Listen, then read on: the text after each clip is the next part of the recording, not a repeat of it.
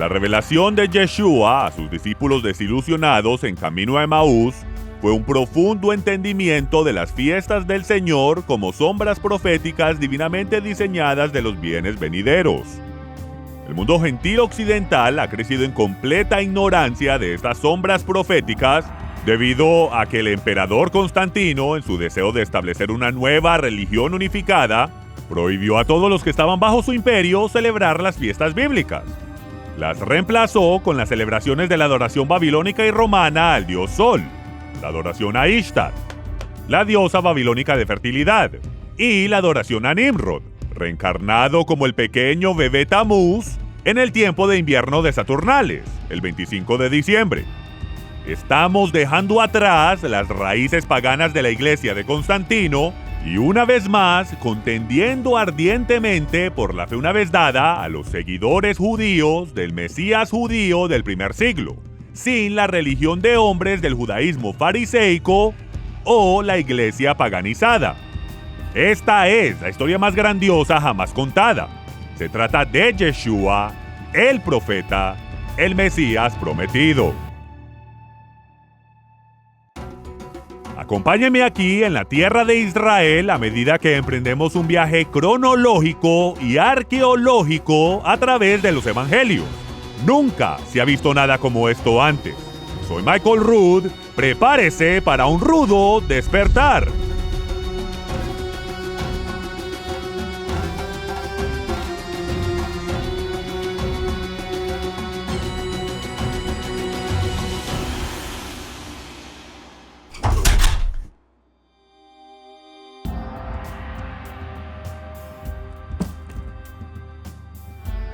Las últimas instrucciones de Jesús a sus discípulos fueron: id a todas las naciones del mundo, comenzando en Jerusalén, y haced discípulos.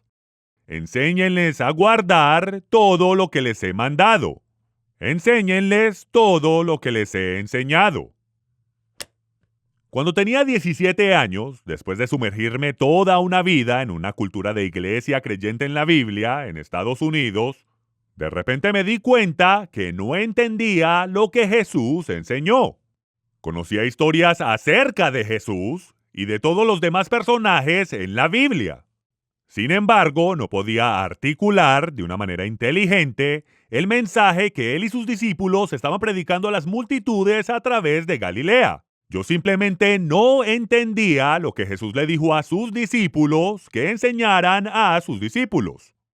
Yo era, sin embargo, un buen discípulo de mi denominación. Era tan rápido como un rayo cuando se trataba de encontrar un versículo bíblico en una práctica de desenfundar la espada. Era el más rápido en tocar el tablero electrónico cuando me levantaba a responder un enigma bíblico en competencias de preguntas y respuestas. Me sabía cada estrofa del himno tal como soy. Pero cuando Juan el Bautista clamó: arrepentíos porque el reino de los cielos se ha acercado, yo no sabía de qué se tenía que arrepentir la gente. En la cultura de mi iglesia sabía que quería decir arrepentirse. Dejar de fumar, dejar de beber, dejar de jugar cartas, dejar de bailar, dejar de ir a cine, dejar de usar pantalones ajustados, cortarse el pelo y no tomarse de las manos antes de casarse. Pero en la cultura judía del primer siglo no tenía ni la menor idea. ¿Qué querían decir las palabras de Juan para ellos, para aquellos a quienes fue enviado? ¿Qué significaba arrepentimiento para ellos? Aunque la mayoría de los registros del Evangelio han llegado a nosotros a través del griego, los Evangelios no describen una cultura griega. Era una cultura judía que estaba arraigada a la interpretación cultural de la Torá. Torá quiere decir instrucción. Específicamente, las instrucciones que Dios le entregó a la nación de Israel a través de Moisés en el monte Sinaí. Esas instrucciones están contenidas en un pergamino, los 5 libros de Moisés: Bereshit, Shemot, Vayikra, Bamidbar y Devarim. Génesis, Éxodo, Levíticos, Números y Deuteronomio. La historia de Israel es un viaje en montaña rusa de la única nación en la tierra que va desde el cumplimiento cuidadoso de los mandamientos en la Torá a la inmersión total en las abominaciones de las religiones paganas. Los testimonios de estos siglos de vacilaciones se registran en los escritos históricos que siguen la Torá en las versiones traducidas de la Biblia. Los libros de Josué, Jueces, Ruth, los 4 libros de los Reyes y las crónicas de los reyes de Israel nos llevan hasta el tiempo del cautiverio en Babilonia. Los libros de los profetas detallan las infracciones de Israel contra la Torá y las advertencias de las repercusiones. Hablan de la destrucción de la nación y de su futura reunificación de entre las naciones.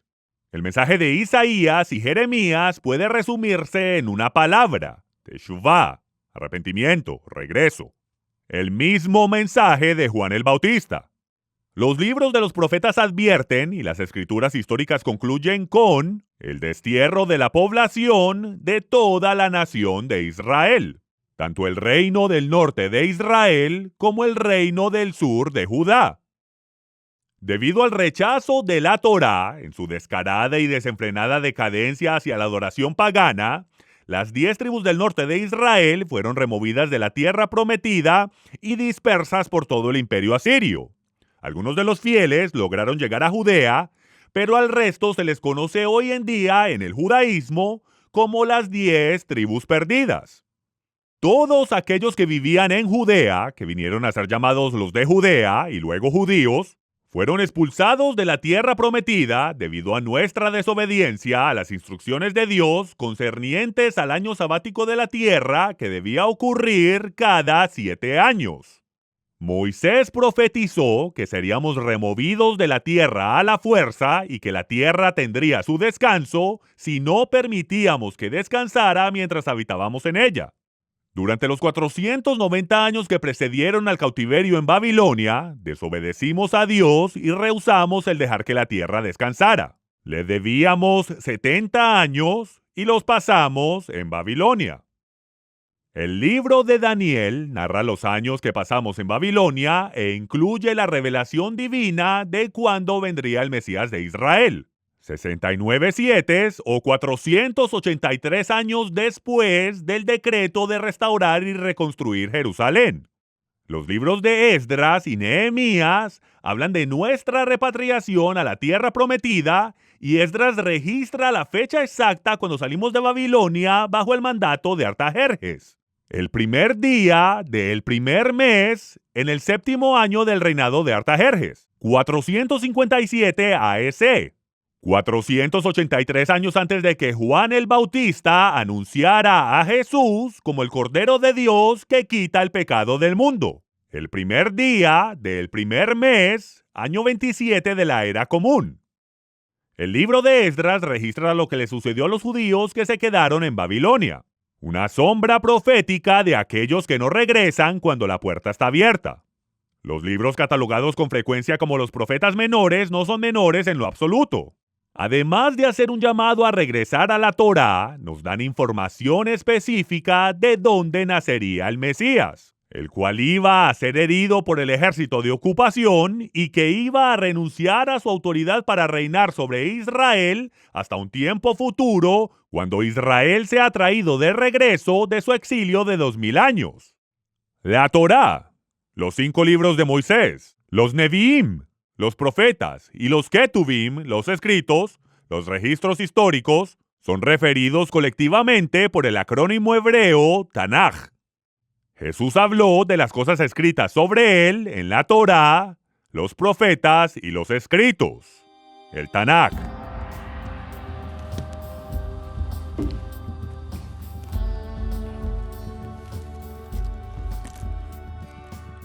Si queremos entender lo que el Evangelio del Reino significó para los judíos en los días de Jesús, vamos a tener que mirar las Escrituras desde su perspectiva. ¿Qué significaban esas palabras y enseñanzas para los que vivían en esa cultura? Para aquellos que crecieron con las instrucciones del Todopoderoso y con los diversos sistemas religiosos que dominaron a Israel durante el primer siglo. Necesitamos obtener un entendimiento del ambiente religioso de Israel en los tiempos de Jesús para poder entender el Evangelio del Reino y el cómo aplica directamente a nosotros el día de hoy.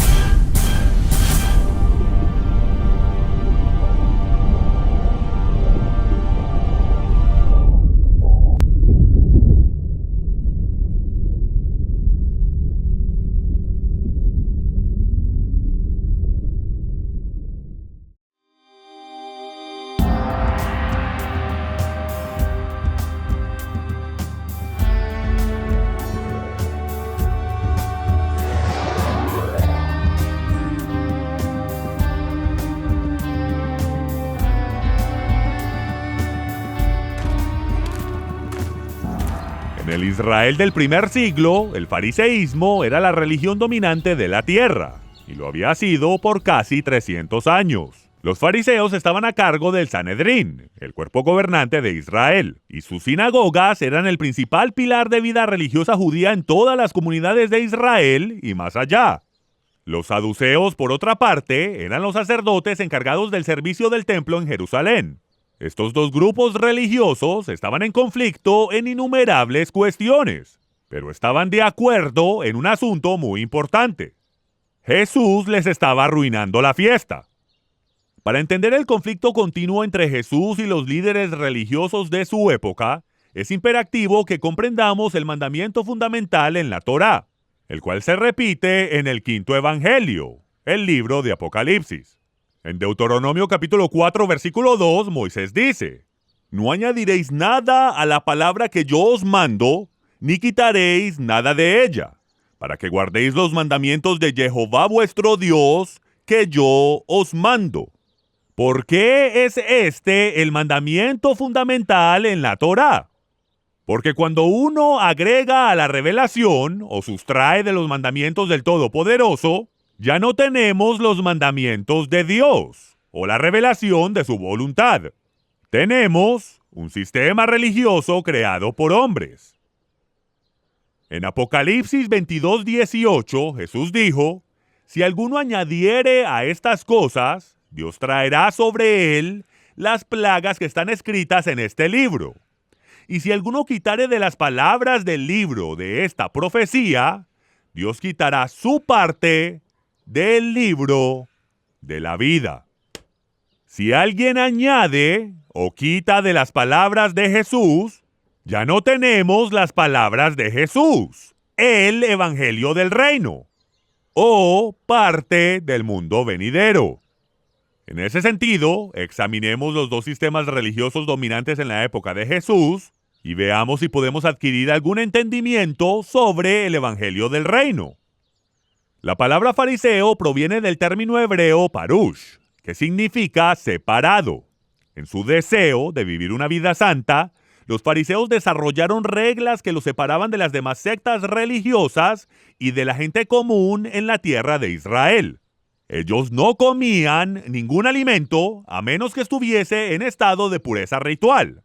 Para poner en práctica este sistema de santidad inventado, crearon cientos de reglas relacionadas con las oraciones que debían decirse sobre determinados alimentos, qué platos debían ser usados para determinados alimentos, cómo se debían lavar y santificar ciertos tipos de recipientes, y si ciertos tipos de hornos y utensilios podían contraer impureza ritual. Y si lo hacían, ¿cómo purificarlos?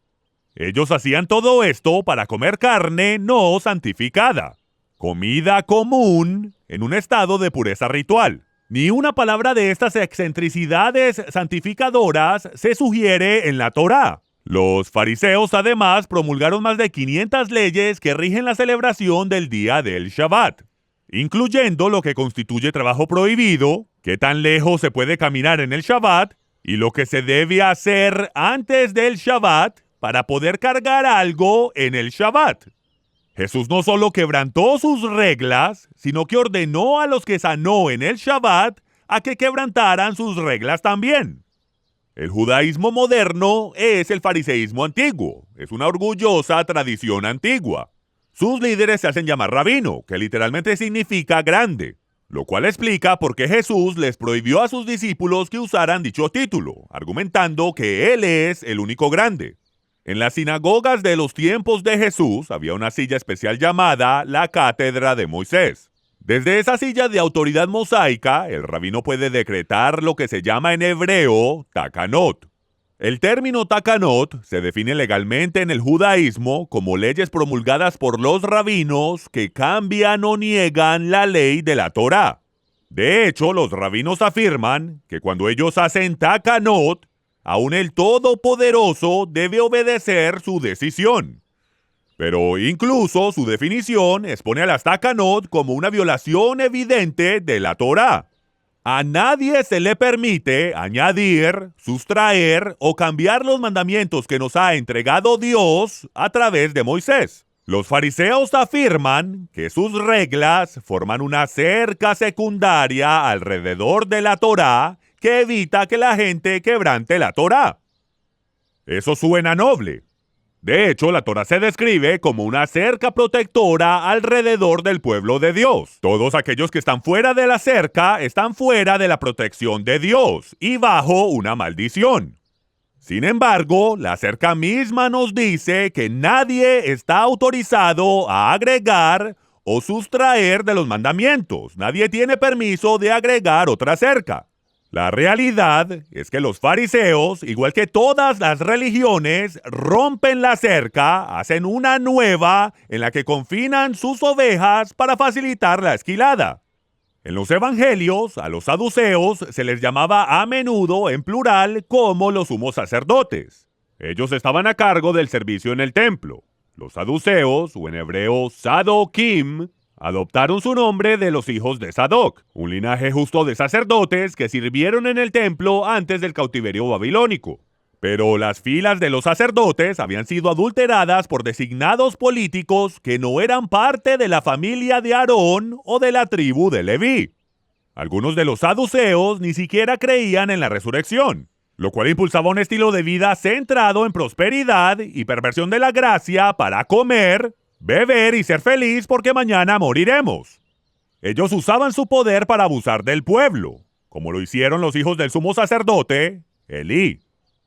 Los saduceos, al igual que los fariseos, hicieron sus propias reglas y desatendieron las instrucciones en la Torá cuando lo consideraban ventajoso. Pero no están solos en su adición o sustracción de los mandamientos. Los mandamientos que Yeshua predicó, vivió y ratificó han sido reemplazados por reglas de hombres de 50,000 denominaciones en la cristiandad. Pero afortunadamente, estas reglas no tienen más autoridad que los takanot de los fariseos. Hasta que conozcamos la verdad del Evangelio del Reino, estaremos atados a las reglas y regulaciones de hombres que han inventado sus propios sistemas religiosos. Pero como dijo Jesús, cuando conozcamos la verdad nos hará libres.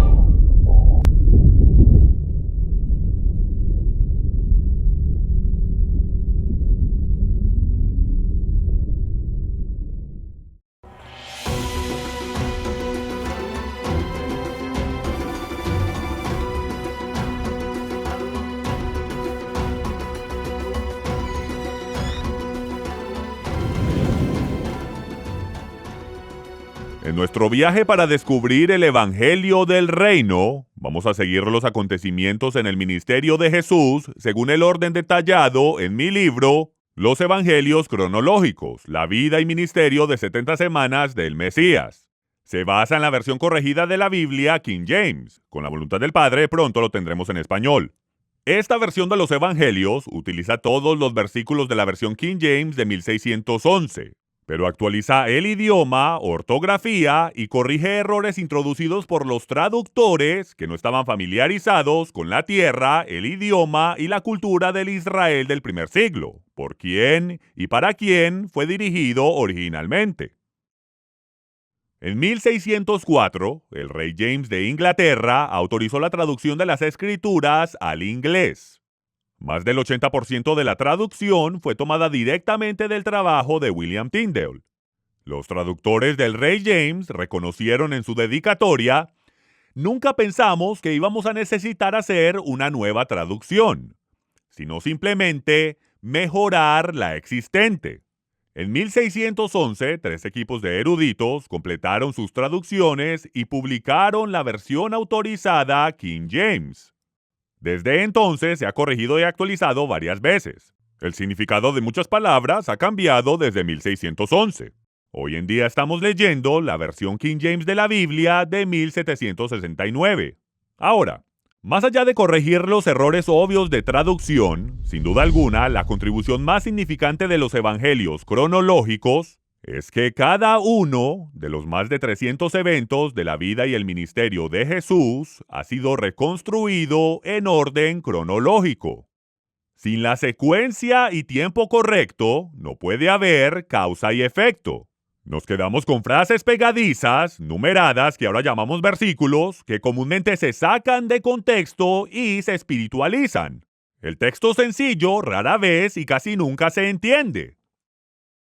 Un ejemplo básico de una mala traducción del texto se encuentra en Lucas 9:51, que dice en la versión King James: cuando se cumplió el tiempo en que él había de ser recibido arriba, afirmó su rostro para ir a Jerusalén. En cuanto a las palabras peculiares ser recibido arriba, la Biblia de Ginebra, que precede a la King James, agrega la nota: Cristo va voluntariamente a la muerte. La Biblia Cristiana Estándar agrega la nota: su ascensión. La versión católica romana dice: el momento de su ascensión. La versión Nueva Jerusalén dice: se acercó el tiempo para que él fuera llevado arriba. La Biblia de las Américas dice: cuando se cumplían los días de su ascensión. En la Nueva Versión Internacional, la NBI dice: se acercaba el tiempo para que él fuese llevado al cielo. Las palabras al cielo fueron agregadas, pero a diferencia de la versión King James, no las marcaron en letra cursiva para alertarnos que estaban agregando al texto. La Nueva Traducción Viviente y la Biblia Judía Completa concluyen: se acercaba el tiempo de ascender al cielo. ¡Espere un momento! Estamos en Lucas 9:51. Su ascensión no ocurre hasta Lucas 24:51, 15 capítulos más tarde. Jesús subirá a Jerusalén 5 veces más antes de su ascensión al cielo. ¿Qué perdieron de vista cada uno de estos traductores desde los años 1500?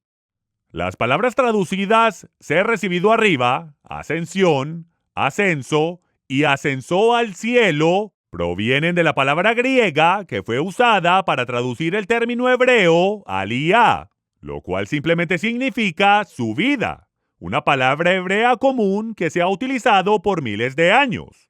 Subimos a Jerusalén para las fiestas del Señor. Subimos 3 veces al año. Yo vivo en el norte de Israel, e igual decimos que subimos a Jerusalén. Es una elevación más alta, tanto física como espiritual. Jesús no está ascendiendo al cielo. Él está subiendo a la fiesta de tabernáculos, que se detalla más adelante en el mismo libro de Lucas. Examinemos el contexto de este versículo de forma amplia, el cual se extiende por más de 4 meses. Al inicio del verano, Jesús se le revela a una mujer gentil samaritana en un pozo al pie del monte Gerizim. Esto da como resultado que los samaritanos lo reconozcan como el Mesías, el Salvador del mundo. Él pasa 2 días con ellos enseñándoles el Evangelio del Reino. Ahora, 4 meses más tarde, sus discípulos van a la misma aldea para adquirir provisiones para el viaje del último día de su vida a la fiesta de tabernáculos. Los discípulos regresan tan enfurecidos que querían que cayese fuego del cielo y calcinara a esos samaritanos malagradecidos. Las mismas personas que 4 meses antes reconocieron a Jesús como el Mesías, ahora se rehusaban a venderles provisiones mientras subían a Jerusalén a la fiesta de tabernáculos. ¿Por qué? El 10º mandamiento, en la versión samaritana de la Torá, dice: adorarás en el monte Gerizim. La mujer del pozo le pidió a Jesús que aclarara este texto problemático. Ella reconoció que él era un profeta porque le contó toda la historia de su vida. Ahora ella quería aclaración sobre el tema más crítico que separaba a los judíos de los samaritanos. Ella le dijo: nuestros padres nos mandaron a adorar en este monte, el monte Gerizim. Los judíos dicen que hay que adorar en el monte Moriah, en Jerusalén. ¿Qué dices tú?